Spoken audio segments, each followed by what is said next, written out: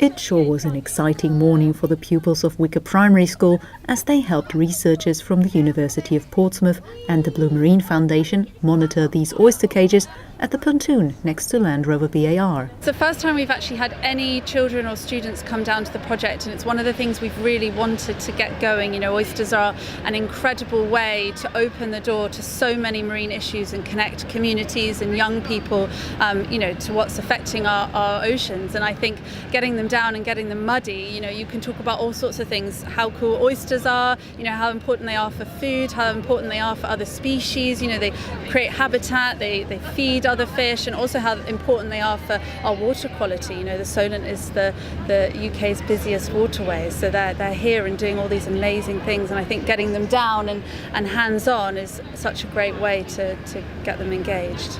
Taking out the cages and looking at the biodiversity in them certainly made the children into little marine experts. We asked them what was under the water in the Solent, and we got a lot of sponge bobs. But now they're after about half an hour down here, they're coming out with the Latin names, and they're managing to identify these tiny little words. I don't even know the names of some of the species. So I think it's incredible, that shift from SpongeBob lives in the Solent to kind of 3 different types of shrimp live in the Solent. So I think it's really great to see that. Well, a list of what we had was common prawns, spider crabs, rock common shore crabs, sea squirts, ascidians, sponge, tompoll dunnies. There are probably more, but I lost count.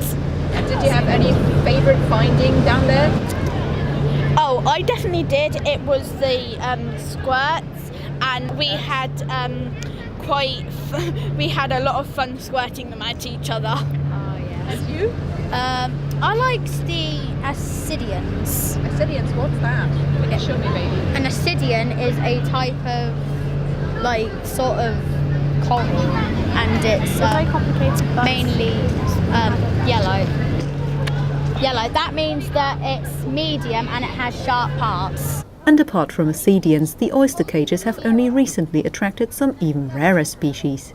We found a baby seahorse, a baby female seahorse, right here on the cages, and again, that's a species you just don't see at all. So it's really encouraging to know that lots of vulnerable species are finding shelter amongst the oysters. It's a very enjoyable and memorable experience. Hands-on means the children are operating practically and in a way that they will remember this. And hopefully some of them have already said we want to go on to do marine biology. So it's sparking those little ideas of things they could possibly do later on in life.